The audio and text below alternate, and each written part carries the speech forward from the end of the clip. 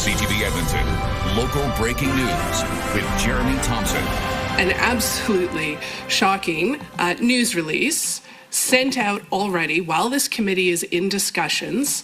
Tonight, a government committee derailed by a premature press release.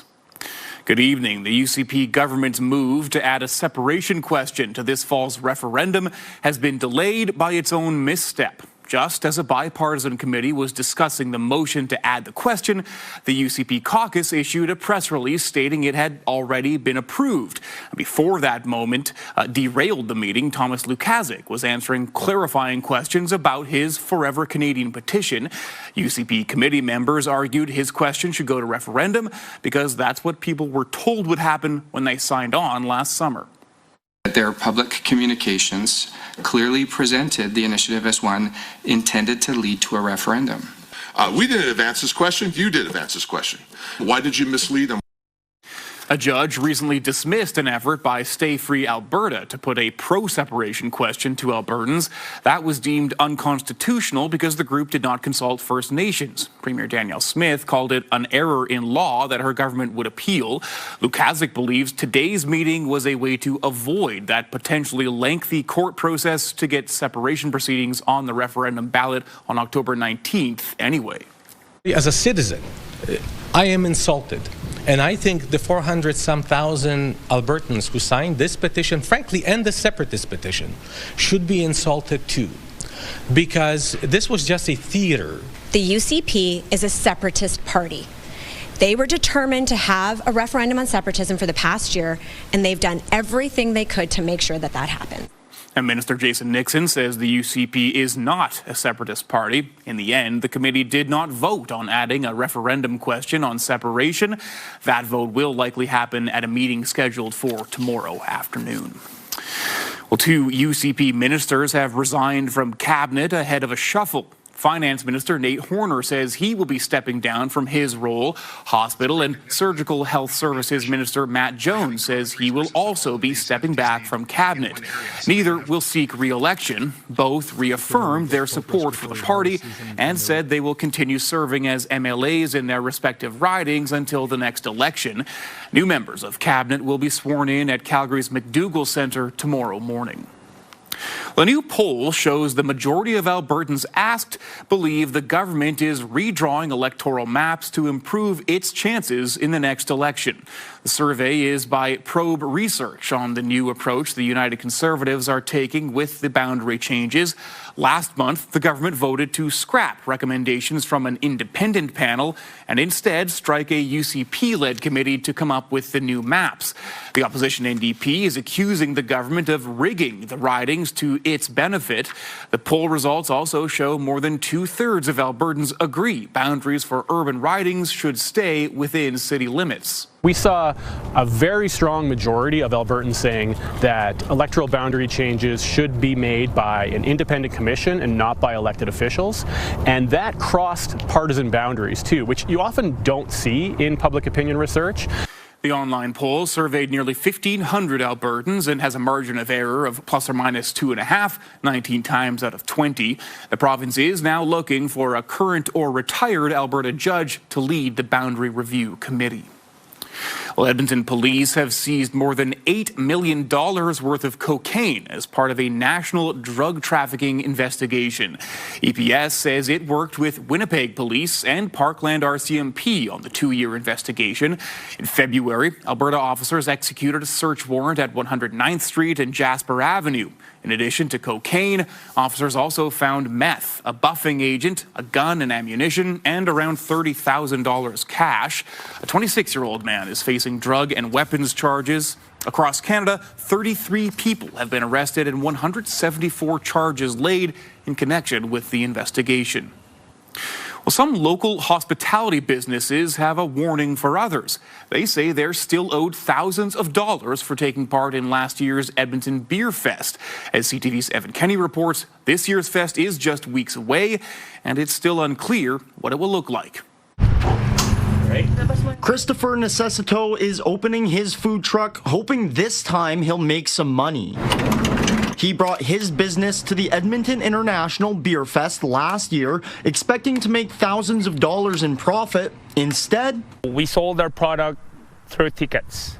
At the end of the day, we submitted all the tickets that have been sold, but we never get our part. Necessito says a contract was signed with Beerfest stating he would walk away with 60% of his sales. He thought he'd get close to $7,000. Instead, he's down about $5,000. You know what? I'm hopeless for that. We're not actually thinking of getting that anymore. This was the worst experience I could have asked for. Chris Harvey's two bars, the Alfred and Church of John, were also vendors at last year's Beer Fest. We're looking at close to $15,000 to $20,000 potentially in revenue that we've invested that we didn't get any return on. Beerfest's founder says it's not his fault they weren't paid. He says the issues stem from businesses not having the proper documents or communicating with the festival. That usually means that there's something that, didn't follow the way it was supposed to, and or we weren't aware of something, or that they were operating outside the confines of what they were registered as. The businesses say they had all the proper licensing and registration required by last year's venue. An email chain between the festival and vendors shows Beerfest had no issues with the service provided, and it was waiting on grants to pay back businesses. We want to work with people, and having, long-term success requires patience. Necessito says the process of getting paid has taken too much time and resources, and he's giving up. Now he's warning other businesses. You might end up being a victim like us. Beerfest says it is streamlining communications for this year's event. It runs June 4th to 9th at Churchill Square. We are waiting for confirmation of which vendors will be there. Evan Kenny, CTV News, Edmonton. A new cafe coming to White Avenue wants to become the center of cannabis culture in Edmonton. It hopes to one day not only sell the stuff, but allow customers to consume it too. As CTV's Curtis Goodrum reports, that aspect is unlikely to get provincial approval. Cannabis stores selling a variety of products are common in Edmonton. Now, one business owner believes there's room for something new. It just didn't make sense for us not to have something like that here. That something is a cannabis lounge, a place Halk hopes people who enjoy the substance can meet, chat, and become friends. A cannabis-friendly, community-friendly, simple coffee shop and simple restaurant and cafe that is very friendly and very set up within the cannabis community. Halk says while the new Amsterdam Cafe is considered pot-friendly, customers are not actually allowed to buy or consume cannabis on site. He hopes lawmakers can change that so his customers can enjoy edibles and infused drinks. We're hoping that very soon, or sometime soon, AGLC and Alberta legislation will catch up and allow a cannabis lounge where we can then sell the products and consume them safely in the same space. In a statement, Service Alberta Minister Dale Nally says cannabis consumption spaces such as cafes or lounges are prohibited, and at this time there are no plans to change this.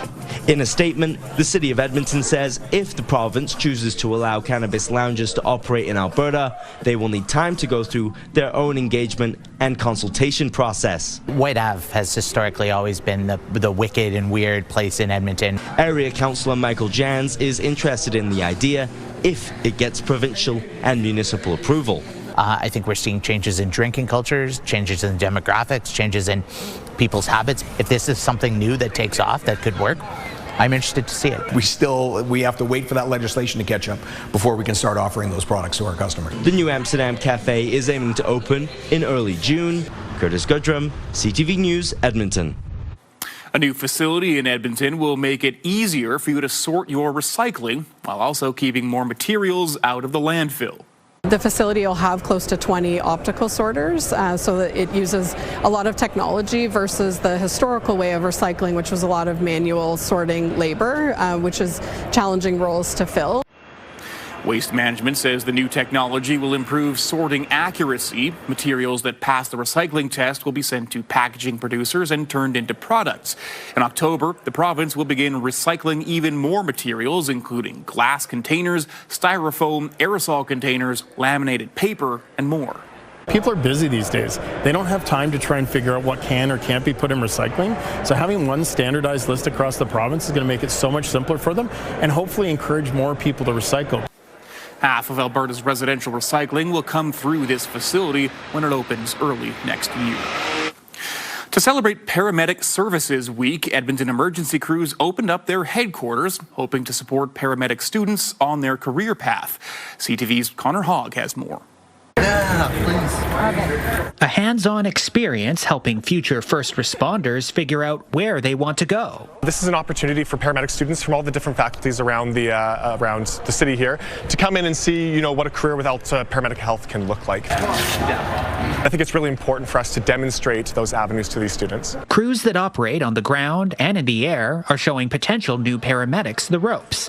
Alexa Podolecki says she never got this kind of experience herself. I've been doing this for just about 10 years now, and it's really nice engaging with all of them because this is how the industry grows, right? Finding the right fit is important for a job that can have a heavy burden. We're getting very intimate experiences with people on their worst days, and we're the sense of control, we're the calm that shows up when things are otherwise chaotic. We're running the show, we're calling the shots, we're making the diagnosis, we're providing the treatments, and I think that in and of itself is very unique. It's a level of responsibility that is heavy at times, but equally as rewarding. You experience bad days and good days. Sometimes it feels like when it rains, it's pours, but I think it's really important to have a grounded mindset and to have things in your life that fulfill you or that make you feel happy. Podolecki says despite the difficulties, the career can be very rewarding, just like today's experience. To be the person that you look up to or to move into some version of that and get to be that for somebody else, I think that's one of the reasons that we do it. Providing support to the province's paramedics of tomorrow. Connor Hogg, CTV News, Edmonton. Lethbridge paramedics are being asked to take a significant pay cut to retain that city's integrated fire EMS model. City administration has proposed a 40% wage cut to align with provincial rates. In Lethbridge, an advanced care paramedic firefighter makes 17% more than the provincial rate. For primary care paramedic firefighters, the difference is 39%. The local firefighters union says people in these positions are trained for two jobs, medical and firefighting, and should be fairly compensated. While the union rejected the first offer, it says it's willing to negotiate. We want to be part of the solution. We can't be all of the solution. I think it's unfair to ask our members to be the entire solution, but we are willing to work with the city to be part of that solution. Lethbridge is one of several municipalities issued an ultimatum by the province. In order to keep their integrated services, they have to pay an additional $3.7 million a year. Lethbridge's mayor says the city can't afford that, so it's also searching for a cheaper contracted service. A former Conservative MP and retired Air Force member says the impact of grounding Canada's snowbirds will be felt in Alberta. After more than 50 years of flying, the federal government says the snowbirds will be temporarily grounded. Replacement aircraft are expected to arrive in the early 2030s. Snowbirds are based in Moose Jaw, but many of the pilots and ground support crew receive training at Four Wing Cold Lake. Laurie Hahn says stopping the snowbirds takes away a career path. It takes away one of the things that people in the military, pilots and ground crew, can aspire to. I mean, being a member of the snowbirds, either in the air or on the ground, is a pretty cool thing to do, to have on your resume, so to speak. So it's something that people aspire to. I wanted to join the snowbirds one year. My wife said no, but that's another story. Department of National Defence says it plans to replace the Royal Canadian Air Force fleet with the CT-157 Siskin II. Well, the opening of Wahquentowan Outdoor Pool has been pushed back a day because of the rain. It was supposed to open today. The weather's not cooperating. Looking at the forecast, it looks like tomorrow will be a much better day for our first day of kicking off our 2026 outdoor pool season. The next pool scheduled to open after Wahquentowan is Mill Creek on Saturday. The city says the weekend forecast looks warmer and sunnier than today. Swimmers like Mayor Andrew Knack will now need to wait at least one day longer before diving in. This is you from a couple of years ago opening up the city pools. Quentin opens today.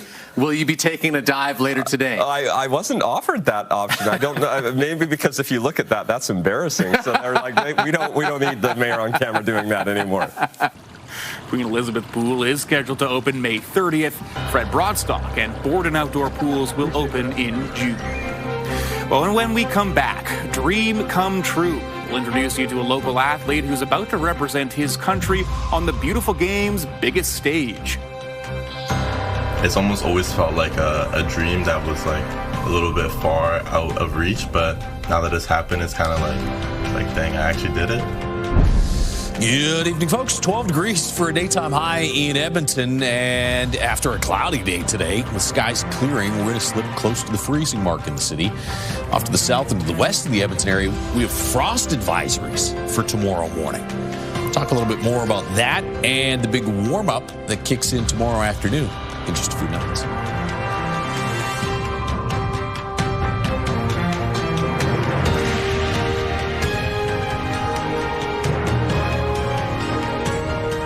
Programming brought to you by James H. Brown Injury Lawyers, the heavy hitters of injury law.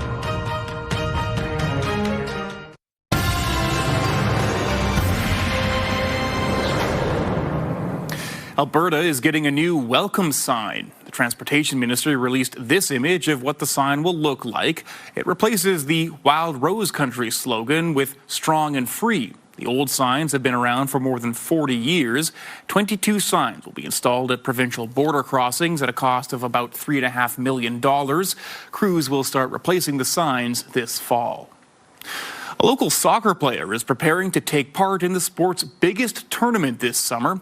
Ryan Alumi was named to the Tunisia roster. As CTV's Nair Manisa reports, the 18-year-old credits his success to his time in Edmonton. Like, it hasn't fully really kicked in yet that it's what's happened has happened. Ryan Alumi is still in disbelief after he was named to Tunisia's World Cup roster last week. It's almost always felt like a dream that was like a little bit far out of reach, but now that it's happened, it's kind of like, dang, I actually did it. Alumi, who is of Tunisian descent, was born in St. Albert and raised in Edmonton. He now lives in Vancouver and plays for the Whitecaps of the Major League Soccer. The 18-year-old says he didn't think he would make Tunisia's 26-man roster. I always thought it was a little bit crazy, but then over my progression over the last kind of 12 months gave me a little bit more confidence. Alumi played youth soccer with Juventus Soccer Club and BTB Soccer in Edmonton. I was excited and I was very happy for him because I knew that was a goal of his to play in the World Cup. His former coach says he knew from the start Alumi had what it took to make it to the big stage. Most coaches at the highest level, they look at the character, right? Are you coachable? Are you willing to learn? Are you someone they can work with? And Ryan always had those attributes that always wanted to get better. So I believe the Tunisian national team probably saw this guy as a guy for the future. So let's start investing in him now. Alumi says he hopes to follow in the footsteps of another Edmonton footballer, Alphonso Davies. He's a huge inspiration because he came from the same place that I came from. He took a very similar path that I took. And he was kind of the first one to really make it out. So hopefully that can be the next. This year's World Cup is hosted by Canada, the U.S., and Mexico. The tournament is one of the biggest sporting events of all time. Tunisia's first match is June 14th in Mexico. Nair Manisa, CTV News, Edmonton. A new federal report shows Canadian taxpayers will spend more than $1 billion to host FIFA World Cup matches beginning next month. CTV's Andrew Johnson reports. With the transformation of Vancouver and Toronto into World Cup cities just about complete, something else is also being unveiled thanks to Canada's federal budgetary watchdog. How much it's all going to cost, just over $1 billion to host 13 games in June and July. It's a shocking amount of money, and when you do the math, it works out to nearly $1 million per minute of regulation game time. Or roughly $82 million per game, which is actually less than Russia spent to host in 2018, Brazil in 2014, and South Africa in 2010.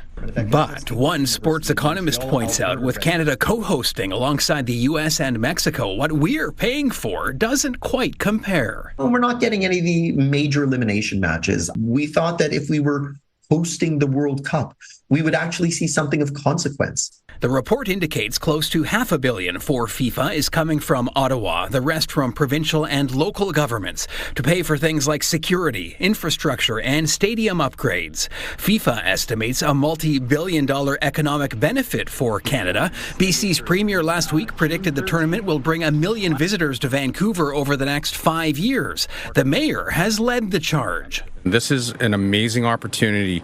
It's going to be a month-long commercial. Critics claim otherwise. I've been saying for 8 years now, give or take, that we were sold a false bill of goods, not by FIFA, but by our politicians. How do Canadians feel? Well, the latest polling from Leger showed close to 3/4 of Canadians support hosting World Cup matches, but a majority indicated their biggest concern is taxpayer costs. And the final number isn't in yet. Andrew Johnson, CTV News, Vancouver. After the break, from screen to skin, an Alberta tattoo artist says Netflix shows are inspiring more than just subscriptions. Definitely a thrill for me, but in a way, like I'm not surprised because nowadays it's just so easy to get connected with different shows.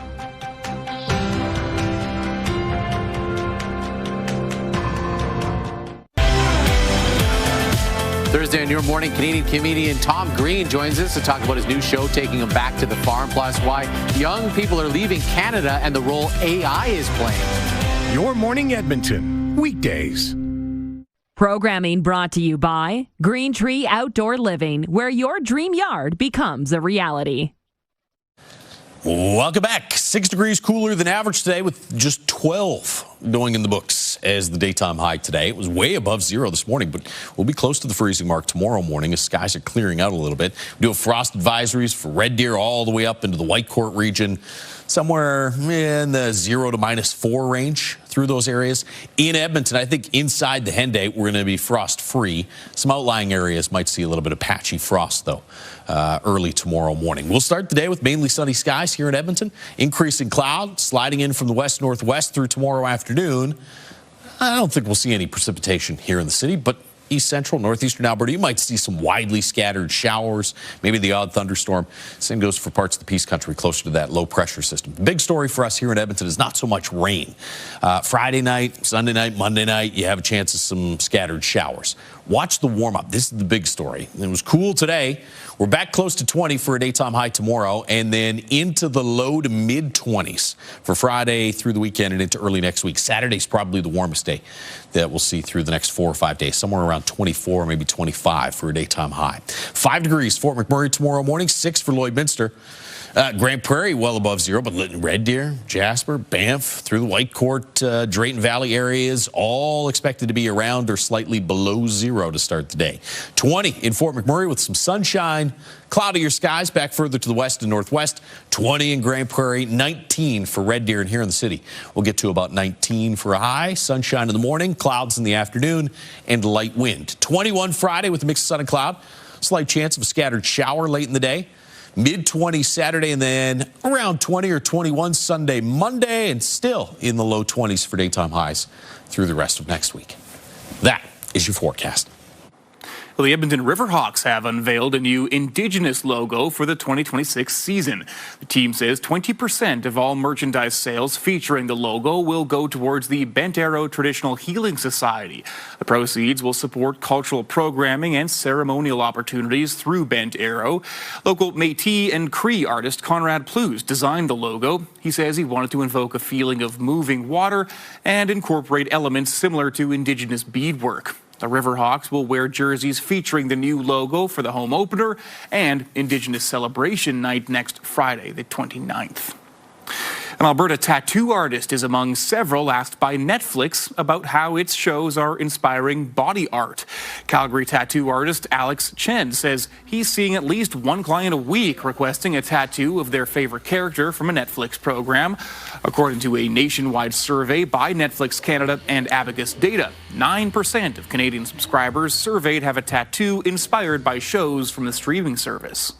that people would love to get that permanently on their skin is like, definitely a thrill for me. But in a way, like I'm not surprised because nowadays it's just so easy to get connected with different shows and such, not just like on a click on TV. You can even access it on your iPad, on your cell phone and everything. Chen says some of his favorite pieces right now are designs from K-pop Demon Hunters because it's a show he also enjoys with his 4-year-old daughter. Well, that does it for this edition of CTV News. Thank you so much for joining us. Have a good night.